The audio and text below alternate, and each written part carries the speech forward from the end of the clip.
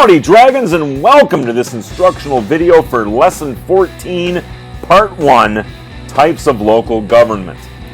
The main idea behind this civics lesson is local governments were first formed to meet the needs of citizens' daily lives.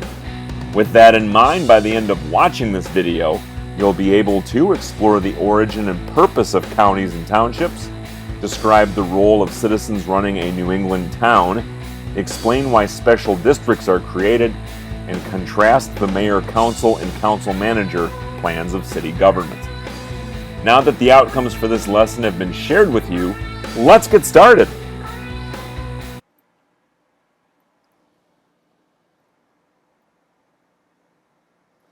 You already know that the Constitution gives power to the federal and state governments.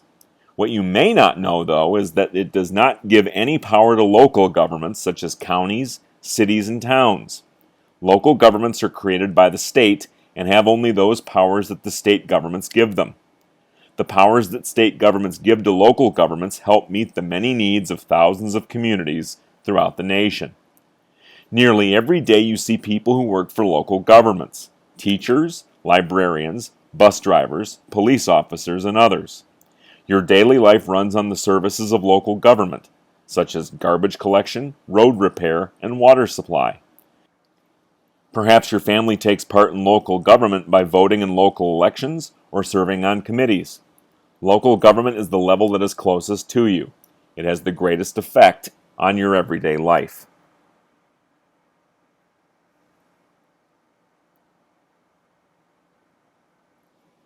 Our oldest unit of local government is the county. Having its roots in England, the county form of government came to North America with the English colonists. Colonies were divided into counties to carry out laws in rural areas. Because farmers lived far apart, county business was done at a place most people could reach within a day's wagon journey. This distance to the county seat set the boundaries of many counties. Today, most counties help state government keep law and order and collect taxes. Counties may also offer many other services, from libraries to health care.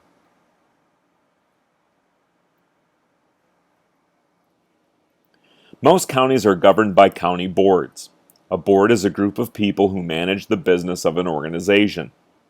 Most county boards, which are also called commissions, have 3 to 5 elected members called commissioners or supervisors.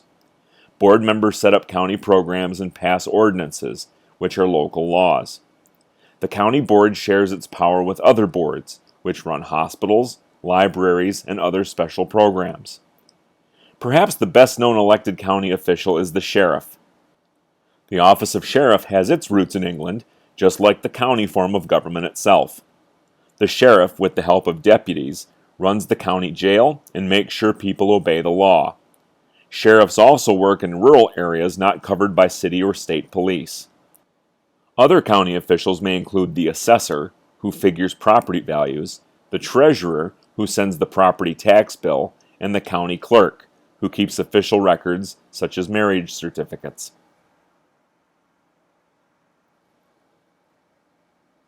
In the Middle Atlantic states and in the Midwest, counties are often divided into townships. At first, townships were needed to help carry out duties such as setting up schools and repairing roads in rural areas far from the county seat. Over the years, though, cities have grown larger and transportation has improved, so most of these duties have been taken over by county and city governments.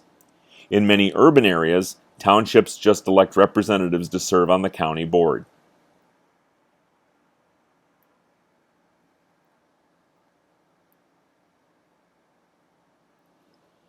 In New England, another form of rural government grew up: the town. When people from other countries came to the New England colonies, they were given land. Groups of settlers started a town by building villages with homes, a church, and a school. They also planted crops in the nearby farmlands. The town was made up of both the village and the farmlands. Citizens took an active part in local government in the early New England towns. The voters met once a year at town meetings to pass laws, set taxes, and decide how the money should be spent. This kind of town meeting still takes place today in some small New England towns. It is the closest thing we have to direct democracy. At the yearly town meeting in a New England town, Citizens elect a board of 3 to 5 members. The board carries on town business during the year. Other officials, such as the school board members, the town clerk, the assessor, and the treasurer, are chosen by the town board or elected by the voters. As you can see, towns in New England have most of the duties that counties have in other regions. Like townships, New England towns have changed over the years. Because some towns have become large, it is not easy for all the citizens to gather together to decide things. Therefore, in many large towns, the voters choose representatives to attend town meetings. Some towns have hired managers to take care of the town's business.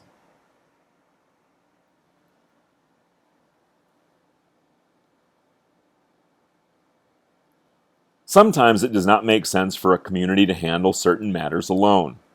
For example, it would not make much sense for each community in a dry region to build its own water supply system. It would be too much work and cost too much money. In such a case, all the communities in the region ask the state to make a special water district to supply water to the whole region. A special district is a unit of government that usually provides a single service. It can serve one community or cover parts or all of several communities. Special districts serve many needs. In cities, they provide subways and parks. Rural special districts protect people from fires or control insects. Most such districts are run by a board. One special district that you know about is your school district.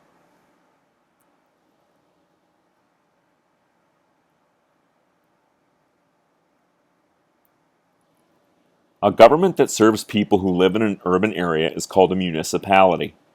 Most municipalities, especially those that serve large populations, are called cities. In some states, municipalities that serve small populations are called towns or villages. As the population of the United States has grown, so also have the sizes of our cities. Today, a mid-sized American city has between 25,000 and 250,000 citizens. Several cities have millions of people. Governments of large cities must meet many different needs, including citizens not heard of in earlier times, such as pollution control and drug abuse programs. The boundaries and powers of a municipality, which can be a city, town, or village, are set by the state. Some communities write charters, or plans of government, that must be approved by the state. In other communities, the plan of government is set by state laws. No matter how they are formed, the governments of most municipalities follow one of 3 plans: the mayor-council, the council-manager, or the commission.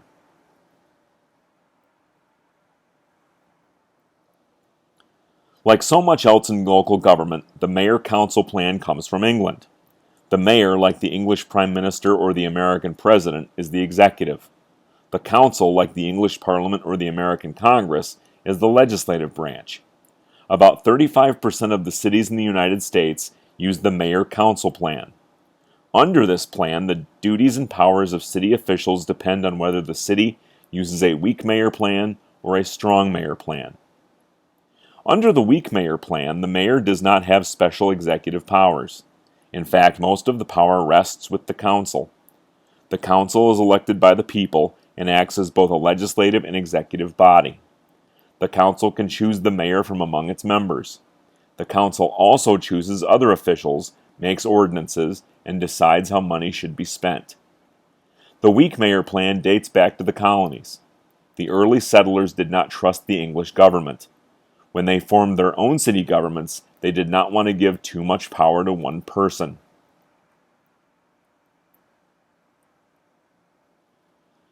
During the first century of our nation's history, most cities used the weak mayor plan. As cities grew in size, however, stronger leadership was needed at City Hall. By the late 1800s, most large cities had switched to a strong mayor plan. In this plan, the relationship between the mayor and the council is more like that between the president and Congress. The council makes ordinances, but the mayor is elected by the voters and in charge of the budget, makes policies, and chooses city officials.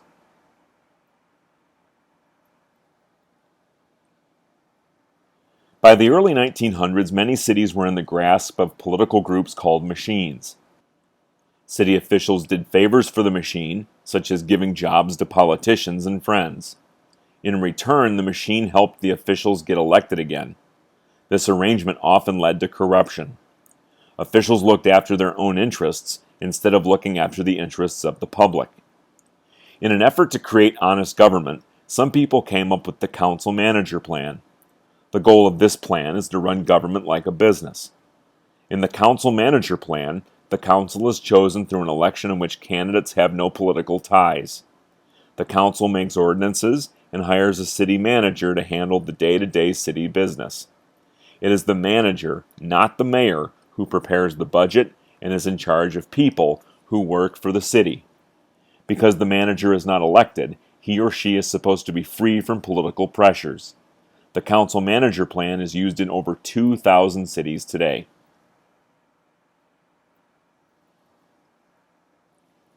Another reform of city government took place in Galveston, Texas, in the year 1900. The city was destroyed by a hurricane. The weak mayor government that Galveston had at that time could not manage the rebuilding. Local citizens convinced the state to approve a new form of government called a commission plan. Under this plan, voters choose several commissioners who together make ordinances. In addition, each commissioner directs one of the city's departments, such as finance or public assistance. The commission plan worked so well in rebuilding Galveston that hundreds of other cities decided to try it. However, the plan does not provide for a single leader to control the budget and make the departments work together. In the past few years, Galveston and most other cities that tried the plan have decided not to use it anymore. No matter what the strengths and the weaknesses are of a plan of local government, its success or failure lies in the hands of its citizens. Today, most cities seek advice from groups made up of people who live there. Citizens can be heard in City Hall.